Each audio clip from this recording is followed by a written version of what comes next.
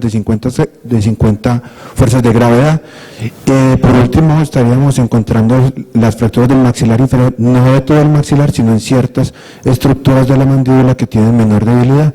De manera arbitraria, entonces podemos hablar de fracturas de alto impacto, aquellas que sean superiores a 50 G, y de bajo impacto a aquellas que son menores de 50 G. ¿Por qué es importante el trauma maxilofacial? Pues hay unos registros en Colombia, se reportan aproximadamente 700.000 casos por año, pero lo importante de esto es que casi la mitad de estos pacientes se presentan secundarios a accidentes de tránsito. ¿Esto en qué se va a reflejar? Que la mitad de los pacientes que nosotros vemos por trauma facial pueden tener algún tipo de fractura del macizo. El resto de los porcentajes en el traumatismo facial está dividido entre violencia común, atracos y la muy desafortunada violencia doméstica. 16% de accidentes deportivos, obviamente hay deportes que tienen mayor riesgo que otros, y un 13% en caídas accidentales. En nuestro país, a pesar de que es un país que está en guerra, adolecemos de un adecuado registro del traumatismo por este motivo. Cuando hablamos de trauma en general y de trauma facial, seguimos siempre los mismos lineamientos que todos conocemos del ABCDE del trauma, que es el mantenimiento de la vía aérea y el control de la columna cervical, manejo de la respiración y la ventilación, así como el control de las hemorragias agudas y el déficit neurológico y el entorno. Cuando hablamos entonces del traumatismo facial, cobra mayor importancia la permeabilización de la vía aérea, ya que nos vamos a encontrar con múltiples secreciones, entre ellas vómitos, sangre, saliva, incluso líquido cefalorraquídeo. Debemos procurar siempre el retiro de cuerpos extraños, refiriéndonos básicamente a prótesis removibles y algunos tipos de fracturas que pueden producir, como vemos en la figura, en la tomografía de abajo, obstrucciones de la vía aérea de manera inadvertida. Cuando tenemos adicional fracturas del macizo o del tercio medio mandibular, normalmente se producen edemas marcados de la lengua y retrusiones por desplazamiento de los fragmentos, convirtiéndose en una de las principales causas de obstrucción de la vía aérea. Por último, siempre debemos recordar entonces como la estabilización cervical juega un papel muy importante, ya que hasta un 10% de los traumatismos faciales se encuentran con lesiones concomitantes de la espina cervical. Por obvias razones, siempre descartar primero lesiones concomitantes vasculares del cuello y fracturas de los cartílagos tiroideos y de los anillos traqueales. No voy a hablar mucho de esto porque ya les van a dar una charla más adelante acerca de la vía aérea, pero pues debemos recordar que tenemos dos maneras de asegurar la vía aérea. La primera es la no quirúrgica, de elección siempre va a ser la intubación traqueal por vía oral. Algunos pacientes con fracturas mandibulares podemos optar por la intubación por vía nasal, pero esto siempre y cuando el paciente no tenga fracturas inestables del tercio medio facial, porque podemos producir un acceso iatrogénico sobre la bóveda craneana. En cuanto a la quirúrgica, el método de elección siempre va a ser la traqueostomía, y en algunos pacientes o cuando nos encontremos en unos sitios que no podemos utilizarla, no podemos descartar la cricotiroidotomía, porque es una manera de asegurar una vía aérea sin mayor complejidad quirúrgica. Para hablar del macizo facial, debemos recordar que se basa la estructura o su fuerza en unos pilares superiores que son verticales y unos pilares horizontales. En cuanto a los pilares verticales, en forma paredada tenemos el cigomático frontal, cigomático nasal y el cigomático pterigoideo. Eso es de lo que hablan la mayoría de los autores. Y unos pilares horizontales, que es la barra frontal dada también, pues obviamente por los rebordes supraorbitarios, el reborde infraorbitario y el paladar con su porción alveolar maxilar. ¿Qué es importante en el trauma maxilofacial? Sin miedo, ordenemos tomografías siempre de cara cuando tengamos altas sospechas de fracturas y solicitemos solicitemos con cortes coronales, axiales e incluso sagitales. Como estamos en un país subdesarrollado y no todos contamos con el acceso a las tomografías, de todos modos debemos recordar siempre que tenemos la opción de la serie de radiografía de trauma en cara, que siempre debe incluir una radiografía de Wavers, una de Cadwell y una lateral. De estas, la más importante sería la radiografía de Waters, y hay unas líneas que están descritas como las líneas de Boland. Las líneas de Boland, básicamente, dentro del imaginario del autor, se imaginó una cara de un elefante compuesta por 3 líneas. La primera línea correspondería al piso de la órbita y la porción lateral del mismo, incluyendo parte del zigoma, una segunda línea que constituiría la parte lateral del hueso malar y una tercera línea que corresponde básicamente a la porción más caudal del zigoma y al arco zigomático. Si vemos, podemos dibujar un elefantico sobre este. La importancia de esto no es que sea un elefantico, sino que en la gran mayoría de las fracturas que se presentan en la cara presentan algún tipo de lesión sobre estas líneas, y es básicamente evaluar asimetrías, superposiciones y rebordes orbitales con fracturas hasta un 70%. ¿Cómo lo hacemos nosotros o cómo lo hacíamos nosotros en el hospital militar? Tenemos un registro gráfico que idealmente debe tener cualquier hospital, en el cual nosotros podemos describir la localización no solo de los tejidos blandos, sino de las estructuras del macizo facial fracturadas, y eso nos sirve para 2 cosas: para evaluar o para realizar un plan quirúrgico de manera ordenada y como una herramienta legal. ¿Cuál es el mapa de la charla que vamos a dar? Vamos a dividirla en fracturas del tercio superior, fracturas del tercio medio, incluidas fracturas nasoorbitomodales, de las nasales no les voy a hablar porque la doctora Xiomara ayer les habló, orbitales del complejo zigomático malar, maxilares y las muy olvidadas fracturas de uso temporal. Por último vamos a dar un par de palabras acerca de las fracturas del tercio inferior. Recordemos entonces que el tercio superior, hablando del macizo, está compuesto por los rebordes supraorbitarios, tabla anterior, seno frontal, tabla posterior y el receso nasofrontal. ¿Cuáles son los hallazgos cardinales en una fractura frontal? Pues siempre descartemos escalones, depresiones, alteraciones de la sensibilidad supraciliar. En estos pacientes es de suprema importancia la palpación, ya que por debajo de una lesión, digamos, tan traumática como esta, vamos a encontrar escalones. Entonces palpemos sin miedo, que no le vamos a hacer ningún daño al paciente. Porque es importante esto: cuando hay depresiones de la tabla anterior mayores de 3 a 5 milímetros, normalmente son pacientes que van a tener lesiones de la dura. El paciente, si está consciente, nos puede referir rinoliquia o una sensación de escurrimiento salado, que también nos podría hacer sospechar de un traumatismo de la lámina criosa o en cualquier sitio con una fístula líquida cefalorraquídea. La clásica prueba que nos describen es tomar un papel de filtro y hacer una gota de sangre que nos va a hacer una, en este dibujo pues no se alcanza a ver muy bien, pero se ve un doble halo. Lo importante de estos pacientes es que requerimos una evaluación neurológica continua, porque estos pacientes están en alto riesgo de presentar neumoencéfalo, hematomas subdurales, contusiones. Y en cuanto a las clasificaciones, hay muchas. A mí me gustan las sencillas. Esta clasificación se basa en la localización de las fracturas. Debido a que son traumatismos de alto impacto, normalmente el gran porcentaje de ellos van a ser fracturas combinadas que comprometen tanto la tabla anterior como la tabla posterior en diferentes niveles. Fracturas aisladas de la tabla anterior son menos frecuentes en un tercio de los pacientes, y las fracturas aisladas del tercio posterior aquí la mencionan como un 6%, pero yo puedo decir que son casi inexistentes. Yo no he visto una sola fractura aislada de tabla anterior. En cuanto al compromiso del receso nasofrontal, es variable. ¿Por qué es importante esto? Porque la única fractura que es susceptible de sola observación es la fractura de la tabla anterior sin hundimiento. Todo el resto requieren cirugías, ya sea una fractura aislada de la tabla anterior que requiere una corrección cosmética, como estas complejas con compromiso de la tabla anterior y posterior y con neumoencéfalo. ¿Y esto por qué es importante? Pues básicamente porque si no hacemos un diagnóstico adecuado, el paciente nos va a llegar a nosotros a los 6 o 8 meses con estas complicaciones tardías: mucoceles, mucopioceles, abscesos cerebrales, osteomielitis crónicas e incluso deformidades cosméticas. Sigamos con el tercer medio, vamos a dirigirnos de manera centrípeta. Vamos a empezar con las fracturas NOE. ¿Qué es lo importante de las fracturas NOE? Como su nombre lo dice, nasoorbitomodales, comprende su porción de huesos propios de la nariz, cresta lacrimal, laberinto etmoidal y la unión del ligamento cantal medial a los huesos propios de la nariz. ¿Por qué es importante esto? Pues porque la gran mayoría de los pacientes, por no decir que todos, tienen compromiso del hueso lacrimal y del ligamento cantal medial, y de ahí se van a derivar los síntomas que son epífora y alteraciones visuales. Obviamente estos pacientes también pueden presentar anomia, ya sea por edema o por laceración de las fibrillas del nervio olfatorio. Clásicamente estos pacientes presentan epistaxis. Diferenciémoslo siempre de rinoliquia y mucho ojo con estos pacientes de hacerles taponamientos, porque normalmente los taponamientos en estos pacientes son por lesiones de las fenopalatinas, y si nos ponemos a taponar a este paciente y no sabemos cómo hacerlo, también podemos producirle un peor daño.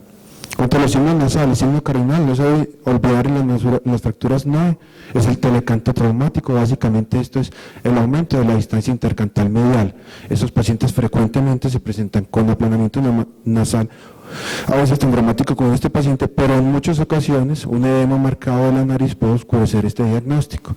Como estamos hablando de un compromiso nasal, pues obviamente descartemos hematomas septales para drenaje. Y en cuanto a los signos orbitales, cada vez que vemos un paciente con trauma facial tenemos siempre lo mismo, equimosis periorbitaria y hemorragias conjuntivales. Esto realmente no es diagnóstico de nada, simplemente que le dieron un golpe. Pero sí es importante medir tanto la distancia vertical del paciente para descartar enoftalmos como hipoglobos, que es la alteración en la verticalidad del globo ocular.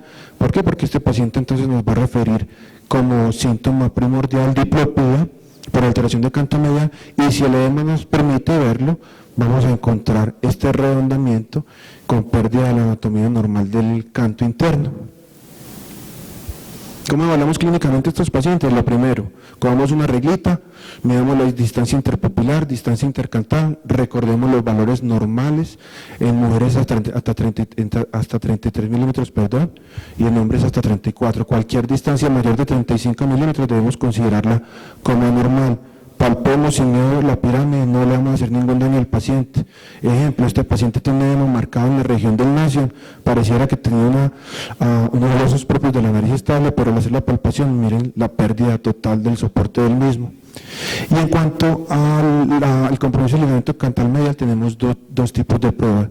La primera, con una mano no dominante, fijemos la inserción del canto medial, y con el otro, pues básicamente traccionemos, y ahí vamos a palpar con la mano izquierda si hay movimientos. Y la segunda, podemos introducir un objeto intranasal, ya sea unos forceps o cualquier elemento romo. Fijamos el sitio donde se inserta el ligamento, y con la otra mano intentamos producir un movimiento, lo cual nos obtendremos una positividad si hay compromiso. ¿Cuál es la clasificación? Es muy básica.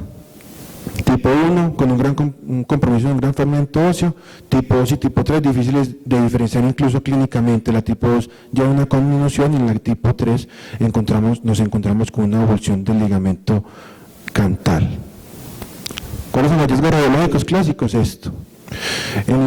Si alcanzan a ver, aquí hay unas flechas rojas que corresponden al proceso ascendente de la maxila fracturado. En estas que son como celestes, esa es la inserción del canto medial, y vemos a nivel del laberinto modal las paredes mediales fractura con compromiso del laberinto modal en su totalidad, y en esta otra vemos cómo el nasion está impactado hacia su parte posterior. De las fracturas nasales no les iba a decir nada, ya les dieron una charla de esto, puede sonar un poco controversial. En mi manera de ver, antibióticos en fracturas nasales sí. ¿En cuáles fracturas nasales? En las fracturas sobre todo que tengan angulación, que tengan compromiso de la piel. ¿Y por qué en las fracturas que tengan angulación o que tengan una gran deformidad? Porque muchas veces hay laceraciones intranasales que pueden pasar inadvertidas, y estos pacientes van a hacer hematomas septales posteriormente, nadie se va a dar cuenta de ellos, y solamente vamos a dar cuenta cuando nos lleguen a las tromias con una deformidad de montar. Drenaje de hematoma sí, por parte del médico general. Radiografía de huesos propios de la nariz, en teoría no. Pero si es por traumatismos, golpes, peleas, enviémoslo, esto es un requerimiento legal. Drenaje de hematoma sí, taponamiento nasal sí, y reducción cerrada, pues algunos pensarán que sí. Yo pienso que el médico general no debe hacer reducción cerrada, no porque no sea capaz, sino porque no tiene los elementos necesarios a su mano, que es un buen entorno, un paciente colaborador, y peor aún no tiene los elementos necesarios como unas pinzas de as para hacer una buena reducción. Entonces, paciente que tengamos con una deformidad marcada nasal, básicamente mandamos por urgencia al otorrino para que nosotros tenemos una ventana entre 7 y 10 días para hacer reducciones intraquirúrgicas. Para hablar de las fracturas orbitales, tenemos que hablar de la clasificación y los mecanismos del trauma. Se dividen en fracturas de tipo blowout y tipo blow-in. ¿Qué pasa en las fracturas de tipo blowout? Básicamente son golpes que aumentan la presión intraorbitaria, y al aumentar la presión intraorbitaria, el contenido de la órbita va a buscar el sitio de menor resistencia, que en general es el piso o la pared medial, y eso va a producir una herniación del contenido graso con atrapamiento del músculo recto inferior. Y las fracturas blow-in son menos frecuentes, pero se presentan. Normalmente hay desplazamientos o fragmentos óseos dentro del continente, y esto produce una severa disminución del mismo con isquemia y se debe considerar una urgencia. Este paciente típicamente nos llega como un exoftalmos. Algunos autores hablan de fracturas puras o impuras. Básicamente las puras son las que no tienen compromiso y las impuras son las que tienen compromiso del reborde orbitario. ¿Qué vamos a encontrar? Signos cardinales, fracturas faciales, signos cardinales. Paciente, lo ponemos a mirar hacia superior o hacia arriba y vamos a tener un atrapamiento con imposibilidad de mirar hacia arriba. Generalmente vamos a tener también hipoestesia infraorbitaria, y mucho con los pacientes con edema marcado orbicular, como en este paciente tiene una equimosis preorbitaria muy marcada, aparentemente no tiene mayor cosa, pero cuando lo vemos desde la vista superior vemos un exoftalmos. Este paciente tenía un hematoma retrovulvar y se debe considerar como una emergencia quirúrgica. La otra emergencia quirúrgica en las fracturas orbitales es la neuropatía óptica traumática. Son pacientes, o el que se llaman síndrome de fisura orbitaria superior, son pacientes que se presentan con plejía, miriasis paralítica y amaurosis. Paciente de remisión inmediata al oftalmólogo. ¿Cómo evaluamos el trauma ocular? Cuentadedos o carta de Snellen, agudeza visual. Evaluamos los 4 campos de la visión del paciente. Evaluamos siempre todos el movimiento de los ojos, tanto los laterales como los superiores, y si aún nos quedan dudas de que hay un atrapamiento, podemos hacer un test de deducción forzada con una sedación sobre el paciente, y básicamente tomamos unos forceps finos y hacemos un movimiento hacia todos los cuadrantes para descartar el atrapamiento. Lógicamente, palpación de los rebordes orbitarios superiores e inferiores, y esto es lo que yo les decía, medamos la verticalidad de los globos, tanto en posición de frente como en posición superior. Y como estamos hablando del ojo, pues siempre evaluamos las reacciones pupilares. Hay unos hallazgos que uno puede hacerle sospechar un traumatismo pupilar. Hay uno que se llama la pupila de Marcus-Gunn, que básicamente es una hiperreactividad cuando nosotros aplicamos una luz sobre el ojo afectado, y cuando aplicamos la luz sobre el ojo no afectado, normalmente va a haber una normal constricción pupilar. ¿Cuáles son los hallazgos radiológicos típicos del blowout? Es esto: herniación del contenido orbital, hemoceno o pacificación, y estas son las del blow-in con un fragmento intraorbicular. Si el traumatismo es lo suficientemente fuerte, podemos encontrar también enfisemas orbitarios, en este caso severo, con luxaciones del cristalino. En cuanto a las fracturas cigomáticas, normalmente los golpes son por puños o por direcciones laterales, y el signo cardinal de esto es esto: un aplanamiento del hueso malar o del cigoma, a veces no identificable por un edema equimosis preorbitario marcado, y normalmente estos pacientes sí van a tener algún tipo de desplazamiento, y vamos a encontrar escalones en los rebordes orbitarios, y generalmente se van a quedar de disestesias en la segunda rama trigeminal. Como hablábamos ahorita, en la mayoría de los pacientes con trauma podemos encontrar hemorragias subconjuntivales. En este caso podemos encontrar también diplopías por compromiso del ligamento cantal medial y movilización del músculo ocular externo, y en esos pacientes también podemos encontrar trismus, sobre todo cuando hay impactación del cigoma sobre la fosa glenoidea, sin que eso necesariamente diga que hay una fractura de la apófisis coronoides. En esos pacientes también encontramos de manera frecuente hematomas del sulcus bucal. ¿Cómo lo evaluamos? Lo mismo, rebordes supraorbitarios e infraorbitarios, y busquemos crepitaciones a nivel malar. Hagamos tracciones y compresiones sobre esta zona para evaluar a ver si hay algún tipo de desplazamiento de inestabilidad, y evaluemos intraoralmente el pilar cigomático pterigoideo, que lo tocamos al final del tercer molar. La clasificación, la más aceptada, es la de Knight and North. Realmente, pues eso es una clasificación. ¿Qué es lo importante? Entender que esto es una estructura tetrapodal y cualquier tipo de fractura de estos va a afectar el zigoma frontal, arco zigomático, posteriormente la apófisis pterigoides. Hallazgos radiológicos podemos encontrar de todo. Podemos encontrar, como en este caso, una fractura aislada del zigoma, perdón, del arco zigomático, o como en este caso que también se acompaña de fracturas anteriores y posteriores del seno. En cuanto a las fracturas como tal maxilares, pues llegamos a las clásicas tipo Lefort. No sé cuántos Lefort vean ustedes a diario, esto no es tan común y normalmente no son puras. Son el resultado de un traumatismo severo. En este caso es un paciente que atendíamos en el paciente por explosión de un cilindro bomba. ¿Y cuáles son los signos cardinales de la fractura de Lefort? Primero, una elongación facial, aplanamiento, algunos lo llaman como cara de plato. Bueno, hay un sinfín de epónimos, pero realmente lo importante es que hay un aplanamiento de todas las estructuras faciales con alteración de la oclusión y la movilidad dental. Por obvias razones, estos pacientes van a presentar un edema marcado de la cara y al examen físico lo que vamos a encontrar es la movilización de los segmentos faciales a diferentes niveles.